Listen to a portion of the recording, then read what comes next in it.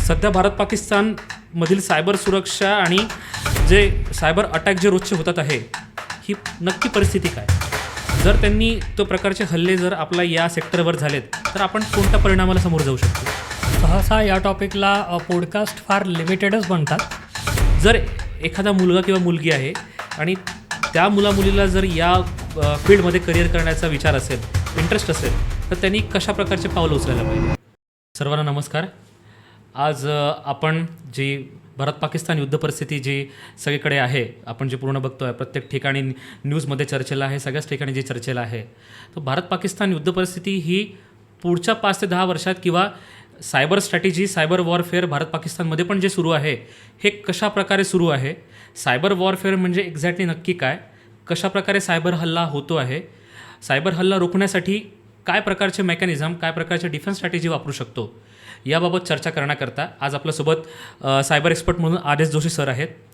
आदेश जोशी सरांबद्दल थोडक्यात माहिती द्यायची झाली तर सर सध्या फार मोठ्या नामांकित कंपनीत सायबर तज्ज्ञ म्हणून, इन्फॉर्मेशन सिक्युरिटी स्पेशलिस्ट म्हणून कामाला आहेत.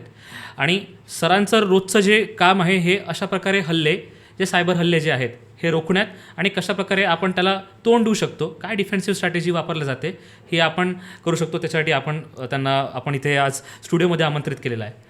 सर, सर्वात पहिले तर तुमचं खूप खूप स्वागत आणि धन्यवाद तुम्ही स्टुडिओमध्ये आल्याबद्दल. थँक्यू. सर, आपण आपल्या मुद्द्याला सुरुवात करूया. सध्या भारत पाकिस्तानमधील सायबर सुरक्षा आणि जे सायबर अटॅक जे रोजचे होतात आहे, ही नक्की परिस्थिती काय? परिस्थिती बघता अटॅक्स आपण रेग्युलरली डिटेक्ट करतो आहे. रेग्युलरली आपल्याला ब्लॉग्समध्ये, न्यूजद्वारे माहिती पडत आहेत की सायबर हल्ले होत आहेत, न्यूजमध्ये येत आहेत. आणि सध्या ते आर्मीच्या काही वेबसाईट्सला टार्गेट करत आहेत, तिथे काही डिटेक्शन्स आलेले आहेत. सर, ही भारत पाकिस्तान सायबर युद्ध परिस्थिती बघता भारताकडून कशा प्रकारची आपण तयारी करतो आहे आणि किंवा यालाच तुम्ही ॲडिशनल जर तुम्ही सांगू शकले की याच्या मागे कोण आहेत, कोणत्या प्रकारचे ग्रुप किंवा कोणत्या संघटना आपण याला नाव देऊ शकतो का? पहिले तर तयारी आपण कुठपर्यंत आहे आपली? हे बघ, तयारी म्हटली तर आपल्याकडे ऑलरेडी ज्या ऑर्गनायझेशन काम करतात आहेत, ज्याच्यावर आपण सायबर हल्ले जे डिटेक्ट करणं आणि प्रिव्हेंट करणं काम आहे त्यांचं, त्या ऑलरेडी कार्यरत आहेत आणि त्या कॅपेबल आहेत या हल्ल्यांना रोखण्यासाठी. सर्वात प्रथम आपलं डिफेन्स सिस्टीम खूप चांगली आहे, त्याच्यामध्ये काहीच संशय नाही आहेत. आणि हे कुठल्या प्रकारचे ग्रुप्स यासाठी कार्यरत आहेत असं तुझं म्हणणं आहे तर हे काही APT अटॅकर ग्रुप्स जे म्हणतो आपण, एखादी छोटीशी संघटना जी फक्त त्यांचा मोटिव्ह काहीतरी साध्य करण्यासाठी हे सायबर हल्ले सतत करत राहतात. बरोबर. आपण ग्रुपबद्दल आपण प्रामुख्याने म्हटलं तर ग्रुपबद्दल कोणी प्रामुख्य किंवा स्पेसिफिक ग्रुपची किंवा कोणी हे टार्गेट करत आहे का, कोणी जबाबदारी या ग्रुपची घेत आहे का, की या प्रकारचे सायबर हल्ले त्या ग्रुप थ्रू आपल्याकडे येतात? सध्या तरी आपल्याकडे 3 नावं आलेले आहेत. जसे आपल्याकडे ब्लॉग्समध्ये आणि न्यूजमध्ये आपल्याला बघायला मिळतात आहेत. त्याच्यामध्ये सर्वात प्रथमचं नाव आहे म्हणजे इंटरनेट ऑफ खलिफा, दुसऱ्या ग्रुपचं नाव टीम इन्सान ऑफ पाकिस्तान आणि तिसऱ्या ग्रुपचं नाव आहे मिस्टिरियस टीम. या 3 प्रकारच्या ग्रुपचं नावं आलेली आहेत. तर आता ग्रुप आणि ग्रुप हे कसे कार्यरत करतात याच्याविषयी थोडक्यात सांगतो मी तुला, की प्रत्येक ग्रुपचा एक मोटिव्ह असतो आणि त्यांची टेक्निक असते. बरोबर. तर मोटिव्ह साध्य करण्यासाठी आता समजा आपण उदाहरणार्थ घेतलं की आपण इंटरनेट ऑफ खलिफा यांचं उदाहरण घेतलं तर यांचा मोटिव्ह काय? यांचा मोटिव्ह आहे डेटा लीक. यांना डेटा हवा आहे, यांना पैसे नको आहेत, त्यांना डेटा हवा आहे. डेटा करण्यासाठी ही कुठली टेक्निक वापरत आहेत? तर डेटा घेण्यासाठी सर्वात प्रथम यांचं प्रामुख्याने सुरुवात कुठून करतायत ते डिनायल ऑफ सर्व्हिस. ते सर्वात प्रथम वेबसाईटला बंद करण्याचा प्रयत्न करतायत. बंद करून त्यांना काय माहिती घेता येईल पुढची, त्याच्यासाठी त्यांची पुढच्या टेक्निक्स ते इम्प्लिमेंट करत आहेत. बरोबर. सर, तुम्ही आता DDoS बद्दल बोलले, तर एक्झॅक्टली DDoS म्हणजे काय आणि कशा प्रकारचा डेटा त्यांना हवा आहे? DDoS म्हणजे काय? DDoS म्हणजे denial of service. Denial of service म्हणजे एखाद्या वेबसाईट्सला त्याच्या कॅपॅसिटीच्या पेक्षा जर जास्त नंबर ऑफ रिक्वेस्ट जर आपण सेंड केल्यात तर ती वेबसाईट्स त्या रिक्वेस्ट घेण्यामध्ये किंवा त्याला रिस्पॉन्ड करण्यामध्ये कॅपेबल राहत नाही आणि ती ॲटोमॅटिकली इन्फायनाईट रिस्पॉन्स टाईममध्ये चालली जाते. म्हणजे ती काम करणं बंद होऊन जातं त्या वेबसाईटचं. आणि त्याच्यामुळे प्रामुख्याने ज्या कंपनींसाठी त्या वेबसाईट्स कार्यरत आहेत त्या कंपनींना फायनान्शियल लॉसेस होणं ही साहजिक गोष्ट आहे. बरोबर. आणि सुरुवातीला जसं तुम्ही म्हटलं की हे अटॅक मोस्टली डिफेन्स नंतर फॉर एक्झाम्पल मेडिकल सेक्टर किंवा अशा प्रकारचं सुद्धा माझ्या नजरेस आलं की इथे अटॅक करून राहिलेलं आहे. तर डिफेन्स आणि मेडिकल सेक्टरला अटॅक करण्याचं यांचा मागचा मोटिव्ह काय असू शकतो? हे बघ, डिफेन्स आणि मेडिकल सिस्टीम, अजून आपण उदाहरण घेऊ की नर्सिंग आणि फायनान्शियल सेक्टर ॲज वेल. कारण ते या सेक्टर्सला का टार्गेट करतायत? कारण ह्या सेक्टर्सला टार्गेट केल्यानंतर सर्वात जास्त इम्पॅक्ट इंडियावर होणार आहे, म्हणून त्यांचे टार्गेटिंग झोन या सेक्टर्समध्ये ते सध्या टार्गेटेड करतात. म्हणजे माझा पुढचा प्रश्न हाच होता की या अटॅकमुळे नेमका आपल्यावर परिणाम काय होऊ शकतो? तुम्ही आता जसं म्हटलं फायनान्स किंवा डिफेन्स किंवा मेडिकल सेक्टरला जो करतो आहे, तर जर त्यांनी तो प्रकारचे हल्ले जर आपल्या या सेक्टरवर झालेत तर आपण कोणत्या परिणामाला समोर जाऊ शकतो? हे बघ, जर अशा प्रकारचे हल्ले झालेत, सतत हल्ले झालेत, सध्या तरी आपल्याला असं दिसतंय की आपली डिफेन्स मेकॅनिझम एवढी स्ट्रॉंग आहे की सध्या तरी हे हल्ले रोखण्यामध्ये आपण कॅपेबल आहेत. पण अशी सिच्युएशन येऊ शकते जर हल्ले झालेत आणि आपण रोखायला जर आपण नाही रोखू शकलो त्या हल्ल्याला, तर डेफिनेटली आपली जी इकॉनॉमिकल कंडिशन आहे याला इम्पॅक्ट करेल. या गोष्टीमुळे आपली इकॉनॉमिकल कंडिशनमध्ये इम्पॅक्ट करेल आणि मेडिकल सेक्टरमध्ये, फायनान्स सेक्टरमध्ये डेफिनेटली खूप जास्त प्रमाणात त्याचा इम्पॅक्ट पडेल. सर, जसं तुम्ही आता म्हटलं की भारत पाकिस्तान ज्या युद्धाबद्दल आपण वेल प्रिपेअर्ड आणि आपली पूर्ण तयारी आहे, तर माझा पुढचा प्रश्न हाच आहे की खरंच आपली एक्झॅक्टली तयारी काय आहे आणि आपण कोणत्या डिफेन्सिव्ह स्ट्रॅटेजीज आपण या हल्ल्यामागे थांबण्यापासून आपण वापरलेल्या आहे? हे बघ, सर्वात प्रथम म्हणजे भारताची पूर्णपणे तयारी पूर्वीसुद्धा या संस्था कार्यरत होत्याच. त्याच्यापैकी एक नामांकित म्हणजे सर्ट, ज्याला आपण म्हणतो कम्प्युटर इमर्जन्सी रिस्पॉन्स टीम, ती महत्त्वाची टीम. त्याच्यानंतर आपण महाराष्ट्र सायबर.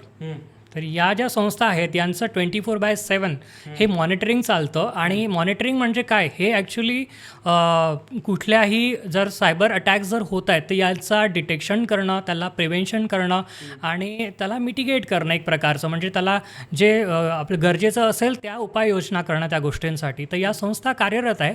आपलं कमांड अँड कंट्रोल जे सेंटर आहे ते 24/7 हे कार्यरत आहे. तिथे आपले ॲनालिस्ट बसलेले आहेत. सर, याच मुद्द्याला घेऊन आपण थोडंसं या मागचं बॅकग्राऊंड समजून घेऊ की हल्ला हा कसा होतो, हल्ल्याचं ॲनालिसिस ॲज अ सायबर तज्ज्ञ म्हणून तुम्ही कसे करता, आणि तुमचं आता जसं तुम्ही म्हटलं की कमांड अँड कंट्रोल सेंटर आहे, तर actually command and control centre म्हणजे काय, इथपासून जर तुम्ही सुरुवात केली तर आपल्या सर्व श्रोतांना ते कळेल.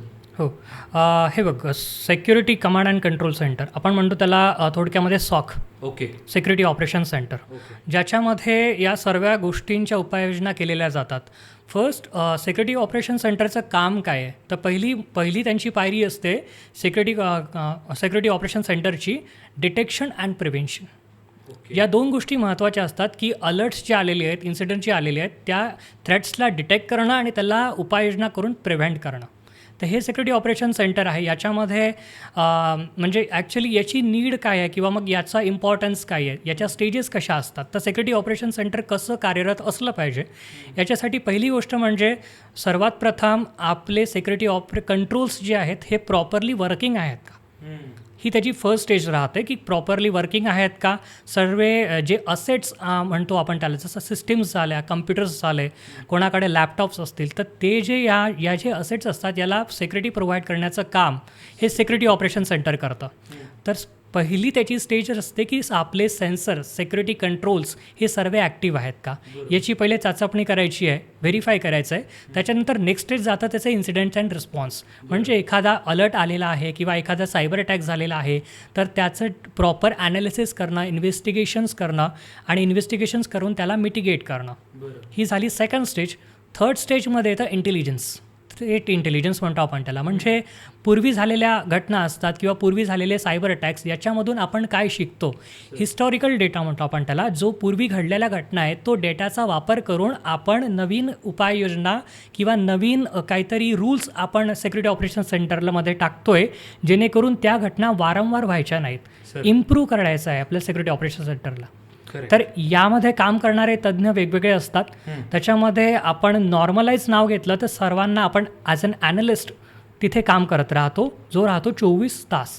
तुम्ही जसं आता या पूर्ण सॉक टीमबद्दल एक्सप्लेन केलं की टीम कशा प्रकारे असते आणि कशा प्रकारे कार्य करते, म्हणजे माझा पुढचा प्रश्न त्याच संदर्भात आहे की एखादा हल्ला आपल्यावर झालेला आहे हे तुमच्या सॉक टीमच्या लक्षात आलं तर त्यावेळी आपला पहिला प्रतिसाद काय असावा? सॉक टीमचा पहिला प्रतिसाद काय असतो? हे बघ, प्रायमरी स्टेजला आपण म्हणतो त्याला, एखादा अलर्ट किंवा एखादा इन्सिडेंट ट्रिगर झाला सिक्युरिटी कंट्रोल सेंटरला, की बाबा एखादा सायबर अटॅक्स होतो आहे, तर त्याच्याविषयी फर्स्ट स्टेज जी राहते आपल्याला, की पहिले तर आपल्याला डिटेक्शन्स पाहणं की काय घटना झालेली आहेत आणि असेट्स कोणतं इम्पॅक्ट झालेलं आहे ते सुद्धा आपल्याला महत्त्वाचं ठरतं. जसं असेट्स म्हणजे आपली कुठली सिस्टीम इफेक्ट झालेली आहे, कारण ते सुद्धा मान्य करतं की आपलं कुठलं ते असेट्स खूप जास्त इम्पॉर्टंट आहे की नाही आहे, याच्यानुसार त्याचा इन्व्हेस्टिगेशनचा कालावधी पण ठरवण्यात येतो. ठीक आहे. बरोबर. तर याच्यामध्ये एखादा अलर्ट आल्यानंतर अलर्ट बघण्याचा, अलर्टनंतर त्याची डिटेल्स काढण्याचा, process command line, file details, file repetition, file path, या सर्व गोष्टी, IP ॲड्रेस रेपिटेशन, URLचं रेपिटेशन, URLचं काय आहे, डोमेन कोणता आहे, URL ॲक्च्युली कुठे लँडिंग करत आहेत, या सगळी इन्फॉर्मेशन काढणं आणि ती इन्फॉर्मेशन घेऊन मग त्या कन्क्ल्युजन लेवलला जाणं की खरंच हा अटॅक रिअल आहे की काय घडलेलं आहे. मग याचा रिपोर्ट असतो आणि तो रिपोर्ट आपण म्हणजे या इन्सिडेंटचा आपण रिपोर्ट करतो. म्हणजे सामान्य भाषेत सांगायचं झालं तर त्याला इंग्लिशमध्ये एक टर्म आहे ट्रू पॉझिटिव्ह किंवा फॉल्स पॉझिटिव्ह. तर खरंच हा हल्ला आहे तर आपण त्याला खरा म्हणून म्हणजे ट्रू पॉझिटिव्ह कन्सिडर करतो. करेक्ट. आणि तो हल्ला चुकीचा पण होऊ शकतो, कारण Correct. कधी कधी आपल्यावर अलर्ट जे येतात हो तर ते खोटे पण असतात, चुकीचे पण असतात. हो. तर याचं साम्य किंवा याच्यातला जो डिफरन्शिएट आहे हो. तो पण आपल्याला तेव्हा करावा लागतो. हे बघ, आय फील, मला असं वाटतं की कुठलाच हल्ला फॉल्स पॉझिटिव्ह नसतो. सर्व हल्ले जेव्हा एखादा ॲनालिस्ट जेव्हा एखादा हल्ला बघतो तेव्हा त्याने विचारात घ्यावा की हा ट्रू पॉझिटिव्हच आहे, हे माइंडसेट ठेवूनच त्याने हल्ल्याचं इन्व्हेस्टिगेशन्स करावं. कारण जोपर्यंत त्याला एक शंका त्याच्यामध्ये निघत आहेत, कारण होऊ शकतं हल्ल्यामध्ये की जर 1% जरी पॉसिबिलिटी असेल की त्या हल्ल्याला ट्रू पॉझिटिव्ह करायचं आहे, तर मेक शुअर दॅट तो हल्ला आपण ट्रू पॉझिटिव्ह पकडू शकतो.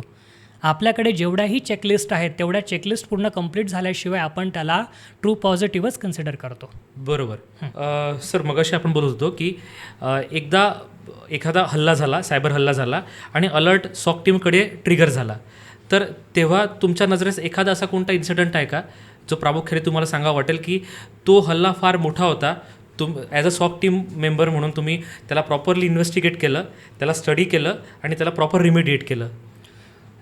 सायबर हल्ले तसे तर भरपूर बघितलेले आहेत, परंतु एक प्रामुख्याने लक्षात राहिलेला किस्सा सांगतो मी तुला की काय एक्झॅक्टली घडलं होतं त्याच्यामध्ये.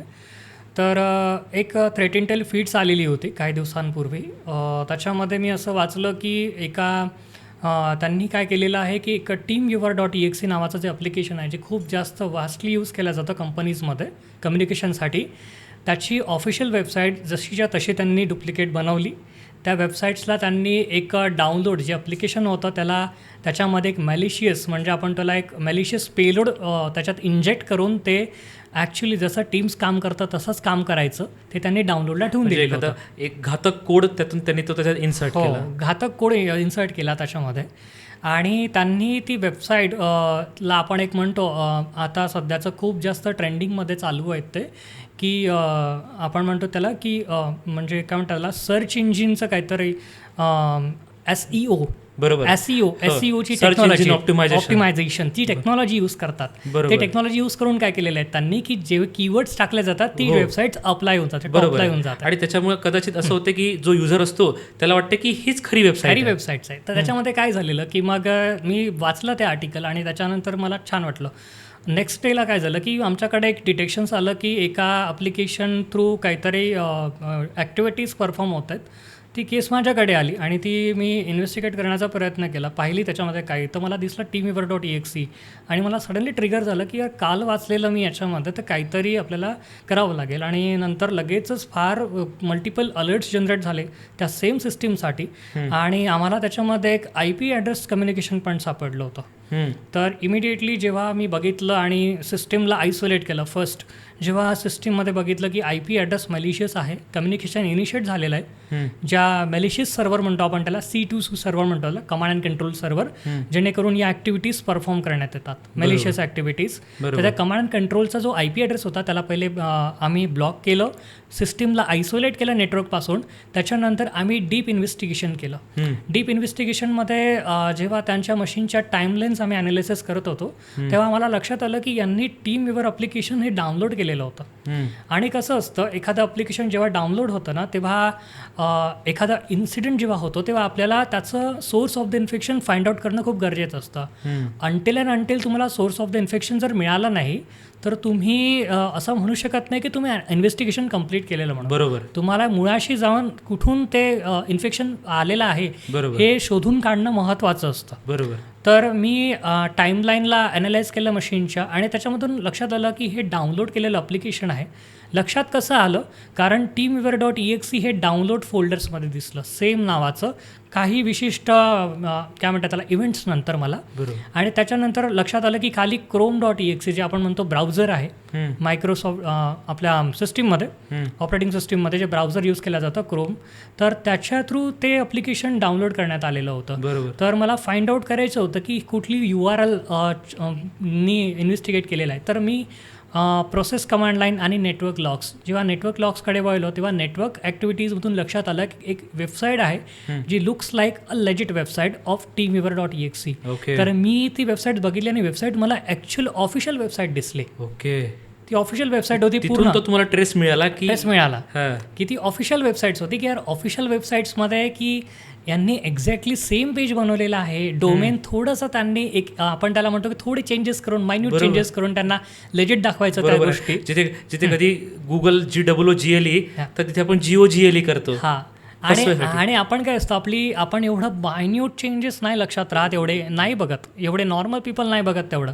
आणि त्यानंतर ती गोष्ट घडली आणि मी सडनली ती वेबसाईट बघितली आणि ज्यानंतर युजरकडे गेलो. मी युजरला विचारलं की ही अशी अशी घटना घडलेली आहे, तर तू काय केलेलं. तर तो बोलला की मला म्हणे teamviewer.exe डाउनलोड करायचं होतं सिस्टीममध्ये आणि मी सहज म्हणे गुगलला गेलो. गुगलला 2 कीवर्ड सर्च मारले, teamviewer.exe आणि डाउनलोड. जी पहिली वेबसाईट आली त्या वेबसाईटला क्लिक केलं आणि जे ॲप्लिकेशन दिसलं तिथे डाउनलोड बटनला क्लिक केलं. जसं डाउनलोड बटनला क्लिक केलं तसं ते ॲप्लिकेशन सिस्टीममध्ये डाउनलोड झालं. डाउनलोड झाल्यानंतर म्हणे मी ते इन्स्टॉल केलं आणि मी यूज करतो आहे म्हणे. सडनली म्हणे काहीतरी पॉपअप्स आलेत म्हणे अँटीव्हायरस टूल्सकडनं माझ्याकडे आणि तुम्ही रीच आउट केले आहेत म्हणे, सिस्टीम आयसोलेट झालेली होती. तर हे थोडक्यात इन्व्हेस्टिगेशन सॉकने केलेलं होतं.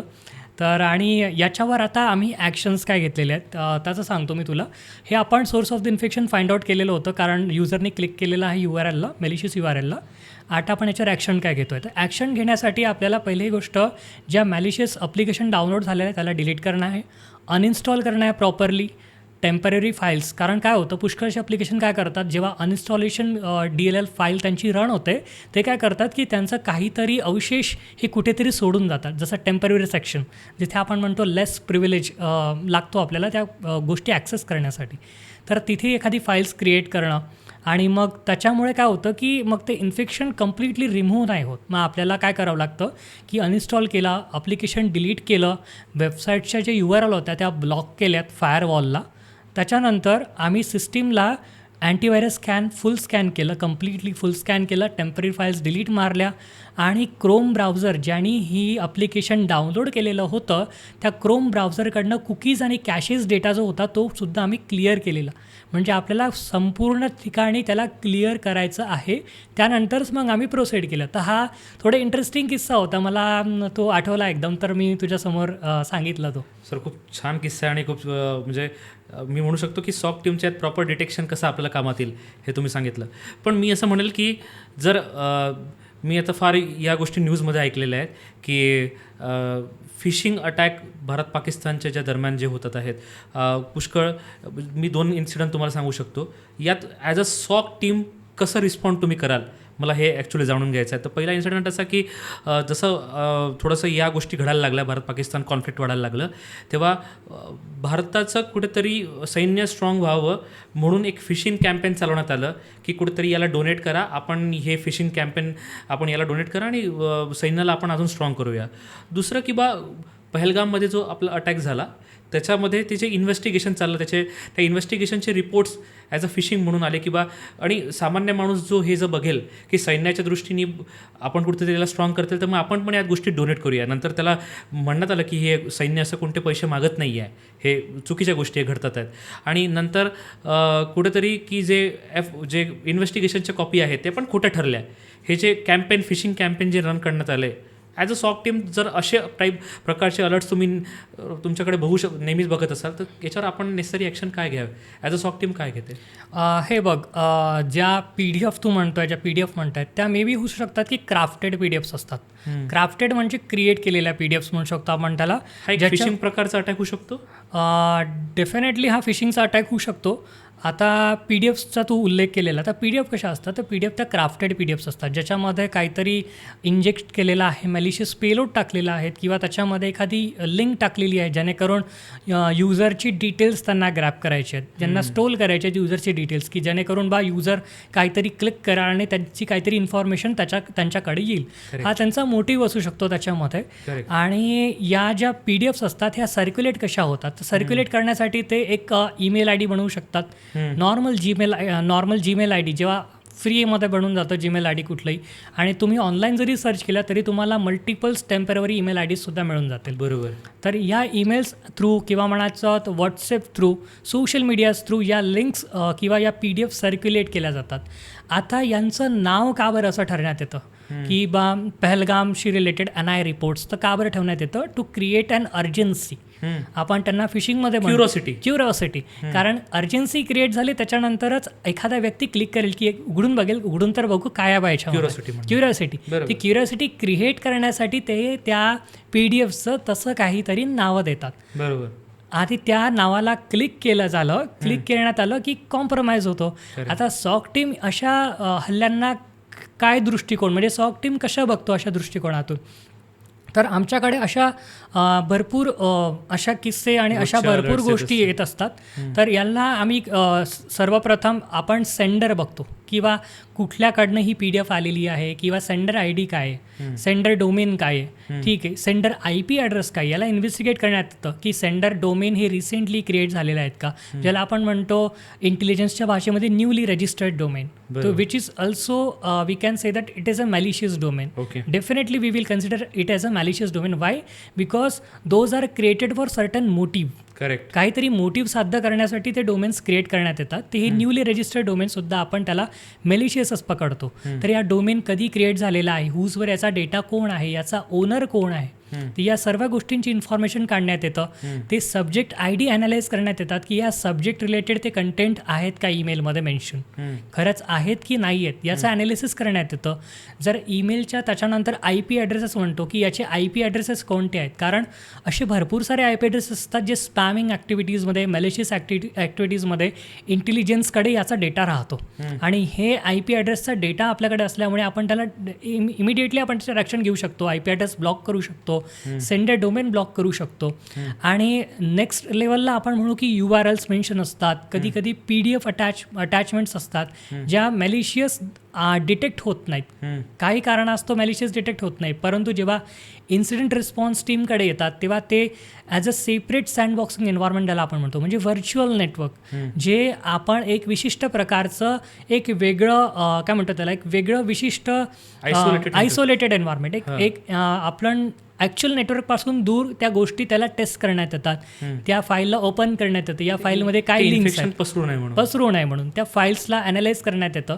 आणि ॲक्च्युली त्याच्यावर एक काय म्हणतात त्याला की ॲनालाइज करण्यात येतं. सँडबॉक्सिंग एन्व्हायरमेंटमध्ये त्याला डायनामिक ॲनालिसिस म्हणतात. म्हणजे एखाद्या प्रोसेसला किंवा एखाद्या PDFला रन करायचं, त्याला एक्झिक्यूट करायचं आणि मग बघायचं की ही कुठल्या URLला हिट करत आहेत का, कुठले लिंक्सला ॲटोमॅटिकली व्हिजिट करत आहेत का, की या गोष्टी आपण थोडक्यात त्याच्यामध्ये बघतो.